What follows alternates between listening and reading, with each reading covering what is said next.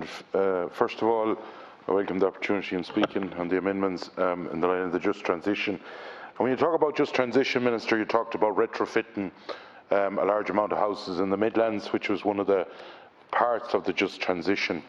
And funnily enough, the likes of Roscommon County Council are sending out letters to people, that elderly people, first of all, people that for be it putting in windows or doing a roof or doing installation, they're sending out letters one after another that their budget is gone. And it's not their fault, I'm not blaming them. But let's not be talking out of two sides of our mouth that we're going to retrofit X amount of houses, but we're still going to leave these people, especially our elderly people, in right around the different counties in a vulnerable way. And you know, when you talk about just transition, let's not put the cart before the horse. Let's make sure that we have the funds in place, that you put in if you're retrofitting a house, a deep retrofit or a medium retrofit, it costs money. On top of this, you must remember, with the new building regs and with the price, the way stuff has gone up, and with all this climate agenda, I was talking to a builder yesterday, and on a 300,000 house, they reckon it's 90,000 more on top of it now to build that house.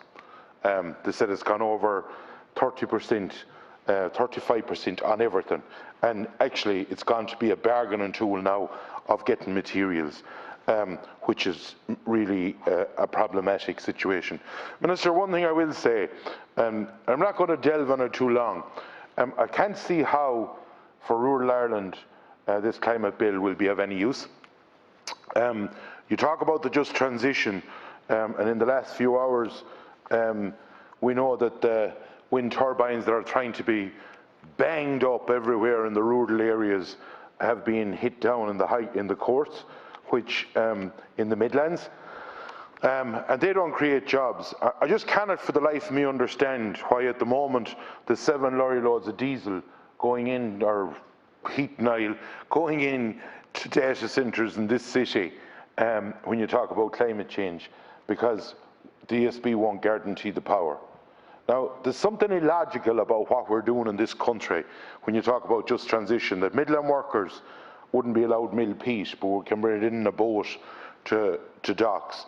That peat briquettes are coming in from Germany and Estonia and Latvia and other countries, while Bornemona have to get out of them in 4 years' time.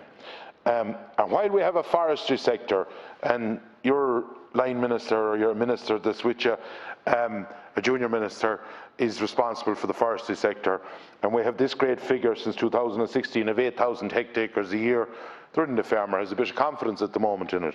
It's a department in chaos. It's a minister that won't take it by the scruff of the neck, and it won't change, because actually when you lose courage in an industry, it's gone.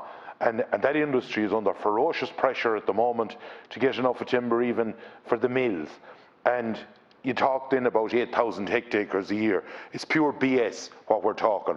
We're writing down stuff here that we're going to achieve X, Y, and Z, and this will offset this.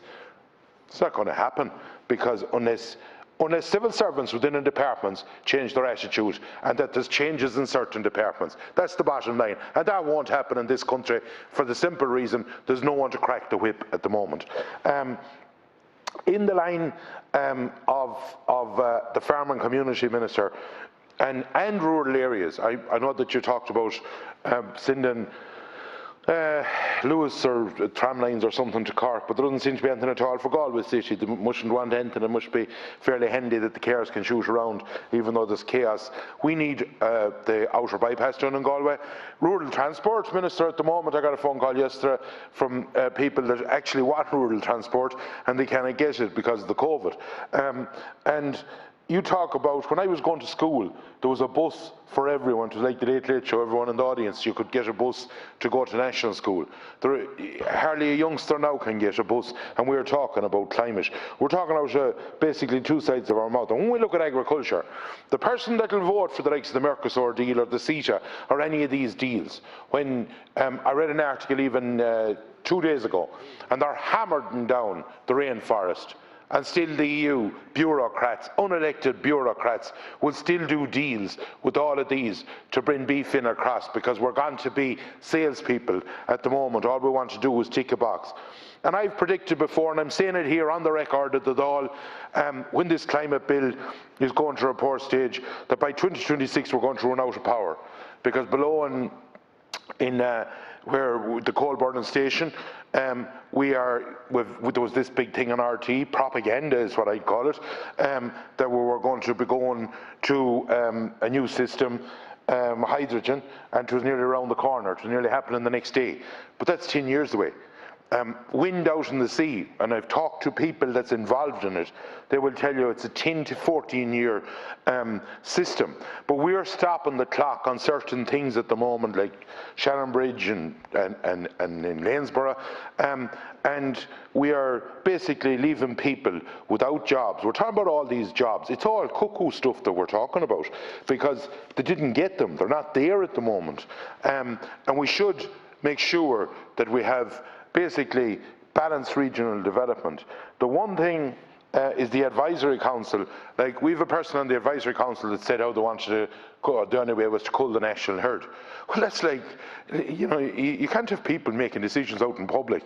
The advisory council should be, half them should be from rural Ireland, not a team of people from universities or from the different places above in cities that don't understand the rural way of life. But the one message, Minister, and I'll be very clear on this, because I know that you're not going to take amendments. I know that you're going to ram it through as best you can, the guillotine. I cannot for the life of me understand how Fianna Fáil and Fine Gael TDs in rural areas will stand up tonight and press the button and agree with your bill. But I will tell you one thing, you will come and go, but I will guarantee you one thing, rural Irish people will stick their ground. And if you start tampering or hammering them, they will stand up. Okay, you'll have more speaking the time. COVID crisis will go, and people will be able to go out and protest. And I will guarantee you that will be done within the next 6 months if you trample on their feet. You'll have 2 more minutes later.